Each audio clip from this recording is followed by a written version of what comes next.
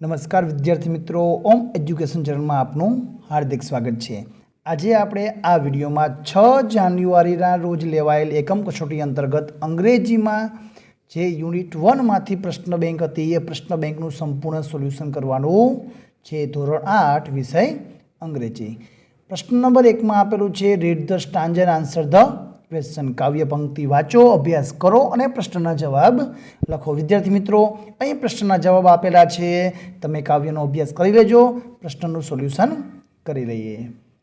પહેલો પ્રશ્ન છે here the child want to be. બાળકને શું બનવું છે તો જવાબ આવશે a tree. Number 2 what does the child not want to be. બાળકને શું નથી બનવું તો જવાબ આવશે the child did not want to be a scientist and a news reader. વિદ્યાર્થી મિત્રો, તમારે પૂરો જવાબ લખવાનો છે। Number 3 a person who research and experiment in the field of science. જે વિજ્ઞાન વિષયમાં જે સંશોધન અને એક્સપેરિમેન્ટ એટલે કે પ્રયોગ કરે છે ઇઝ કોલ્ડ, એને શું કહેવાય છે તો જવાબ લખવાનો તમારે છે સાયન્ટિસ્ટ। નંબર 4 હુ સેઝ, કોણ કહે છે યુ કાન્ટ બી ધેટ, તું નહીં બની શકે, કોણ કહે છે તો જવાબ આવશે be parents. Number 5 why does the poet want to be a tree. બાળકને ઝાડ શા માટે બનવું છે તો જવાબ આવશે the poet want to be a tree because he want to be a free. તેને મુક્ત રહેવું છે એટલા માટે એને ટ્રી બનવું છે। તો આ હતા જવાબ। બીજી કાવ્ય પંક્તિ આપેલી છે, એનો અભ્યાસ કરી લેજો, એના પ્રશ્નનું સોલ્યુશન કરી લઈએ। પહેલો પ્રશ્ન છે here the child want to be. બાળકને શું બનવું છે તો બીજી પંક્તિ આપેલી છે, એમાં બનવું છે ધ ઓશિયન, સમુદ્ર, ocean. Number 2 what does the child not want to be. બાળકને શું નથી બનવું તો જવાબ લખવાનો the child does not want to be a dancer, a lawyer, a pilot and a doctor.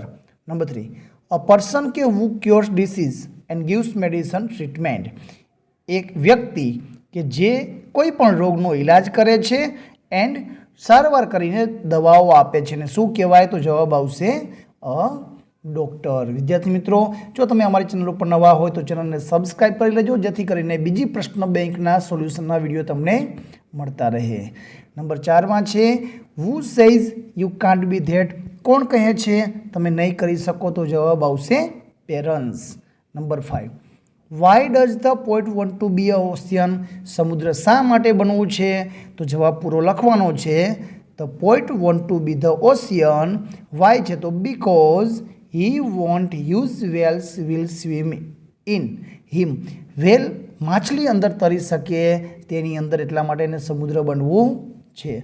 એના પછીની પંક્તિઓ આપેલી છે, એમાં પહેલો પ્રશ્ન છે here the child want to be. બાળકને બનવું છે તો a range of mountains. Number 2 what does the child not want to be. The child does not want to be. બાળકને નથી બનવું તો અહીં જવાબ આપેલું છે નથી બનવું, એમાં આવશે ડીજે, કોમ્પ્યુટર પ્રોગ્રામર, મ્યુઝિશિયન અને બ્યુટિશિયન। એને બનવું નથી તો જવાબ લખવાનો the child does not want to be DJ, computer programmer, musician and beautician. Number 3 આપેલું છે કે અ પર્સન કે હુ પ્લે મ્યુઝિકલ ઇન્સ્ટ્રુમેન્ટ। સંગીતના સાધનો વગાડે ઓર રાઇટ મ્યુઝિક, અને સંગીત લખે એને શું કહેવાય તો એને મ્યુઝિશિયન કહેવાય છે, સંગીતકાર। Number 4 who says you can't be that. નહીં બની શકે, કોણ કહે છે તો જવાબ આવશે be parents. Number 5 why does the poet want to be a range of mountain. પર્વતની હારમાળા શા માટે બનવું છે તો because he want to be a full of valley and fountain. ખીણ અને ફુવારાઓથી સમૃદ્ધ હોય એને દેખાવ છે, તેથી તેને પર્વતોની હારમાળા બનવી છે। વિદ્યાર્થી મિત્રો, વિડીયો ગમે તો લાઈક કરજો, તમારા મિત્રોને શેર કરજો। નંબર 4 પંક્તિમાં આપેલો છે, પંક્તિનો અભ્યાસ કરી લેજો, આપણે એનો પ્રશ્નના જવાબનું સોલ્યુશન જોઈ લઈએ। Number 1 vote does the dog share with the poet. કૂતરો છે એક કવિ સાથે શું શેર કરે છે the dog shares with the poet the things he find. જે વસ્તુ શોધીને લાવે છે તે બધી જ વસ્તુ તેના માલિકને આપે છે। Number 2 when does the dog sleep. ક્યારે સૂઈ જાય છે the dog sleep when the poet went to sleep. જ્યારે કવિ અથવા લેખક જ્યારે સૂવા માટે જાય છે ત્યારે પોતે સૂઈ જાય છે. Number 3, where do the poet and the dog go? કવિ અને કૂતરો ક્યાં જાય છે? તો the poet and the dog go for a walk. Number 4, rhyming words લખવાના છે. તો એમાં talk and walk, so and no એ કાવ્ય પંક્તિમાંથી શોધીને લખવાના. નંબર 5, ખાલી જગ્યા આપેલી છે.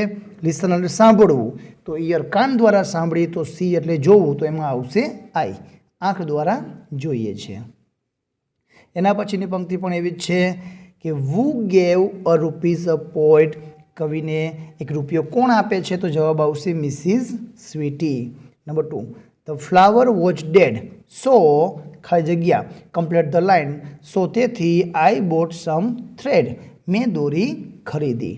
Number 3, where did the poet go? કવિ ક્યાં જાય છે? The poet went to the city. Did છે તો ગોનું વેન્ટ કરવાનું છે. નંબર 4માં રાઇમિંગ વર્ડ્સ લખવાના છે. City, sweety, thin, pin. Number 5, thread દોરી કેવી હતી? તો થીન પાતળી હતી. તો ટોફી ચોકલેટ કેવી હતી? તો સાવર તો ખાટી આવશે. તો આ હતા કાવ્ય પંક્તિના જવાબો. બીજામાં આપણને આપેલો છે unscramble the given word and give the again write them. આડાઅવળા અક્ષર આપેલા છે, એની ઉપરથી સ્પેલિંગ બનાવીને આપણે સાચો સ્પેલિંગ લખવાનો છે. તો અહીં સાચા સ્પેલિંગ લખેલા છે, એનો અભ્યાસ તમે કરી લેજો. અને હા વિદ્યાર્થી મિત્રો, આમાંથી કોઈ પણ જે પૂછાયેલું એમાં કેટલા માર્ક મળે છે મને કોમેન્ટમાં જણાવજો. કોર્ટ, કિંગડમ, ક્યુ, ઇલનેસ, હેવન. આગળ જોઈએ તો મેજેસ્ટ્રી, બિયર્ડ, પીપલ, સ્ટાફ અને હેર. ત્રીજું આપેલું છે વિલેજ, ક્રાઉડ, COWARD, કોવર્ડ, COWARD આ રીતનું આવશે. હોલી, બ્લોક અને સર્વિસ. રાઇસ, સાયલન્સ, ડિવાઇન, સેક, ટ્રમ્પેટ્સ. મિનિસ્ટર, ગ્રેટ, ઓફર, ક્લોઝ અને સ્ટ્રીમ. તો આ રીતના તમારે જવાબ લખવાના છે. નંબર 3માં તમને અપાયેલું છે classify the sentence into can or can not.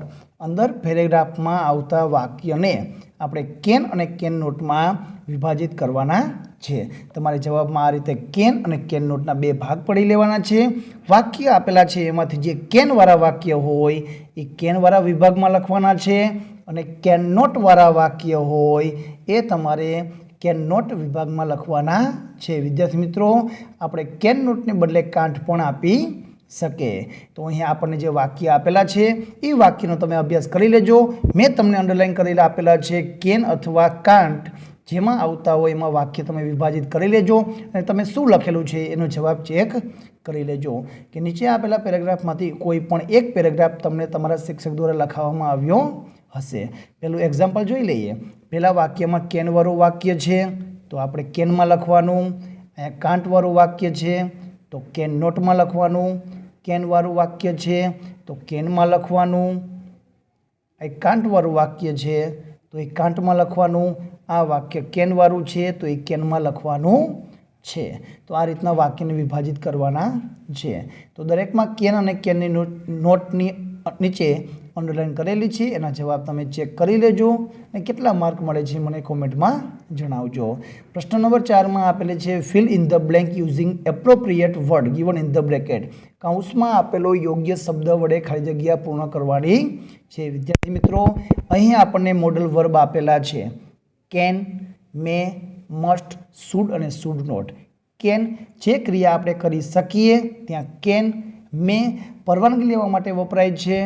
Must જે ફરજિયાતની ક્રિયાઓ કરવી છે એના માટે મસ્ટ આવે.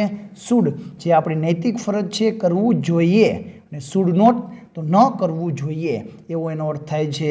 તો એને ધ્યાનમાં રાખીને ખાલી જગ્યા પૂરવાની છે. તમને આમાંથી કોઈ પણ 5 ખાલી જગ્યાનું જૂથ લખાવવામાં આવ્યું હશે. પહેલું જૂથ જોઈએ. પહેલામાં આવશે મસ્ટ, બીજામાં શુડ, મે, શુડ નોટ અને કેન. વિદ્યાર્થી મિત્રો, તમને જે લખાવેલી છે એના જવાબ તમે ચેક કરી લેજો અને શું આવે છે મને કોમેન્ટમાં જણાવજો. શુડ, કેન, મસ્ટ, ચોથામાં આવશે શુડ નોટ અને પાંચમામાં મે. ત્રીજામાં should, may, should not, can અને મસ્ટ. ચોથામાં આપેલું છે મસ્ટ, શુડ, શુડ અને મે પણ આવી શકે, કેન અને શુડ નોટ. મે લખો તો વધારે સારું રહેશે. આગળ જોઈએ તો નંબર 5માં મસ્ટ, મે, શુડ, કેન અને શુડ નોટ. તો આ હતા જવાબો. પ્રશ્ન નંબર 5માં કોઈ પણ એક પેરેગ્રાફ લખવાનો છે. વિદ્યાર્થી મિત્રો, પેરેગ્રાફનું સોલ્યુશન આપણે ભાગ નંબર 2માં કરશું. જો તમે અમારી ચેનલ ઉપર નવા હોય તો ચેનલને સબસ્ક્રાઈબ કરી લેજો, જેથી કરીને નવા વિડીયો તમને ઝડપથી મળી શકે. વિડીયો ગમે તો લાઈક કરજો, તમારા મિત્રોને શેર કરજો. આભાર, ધન્યવાદ.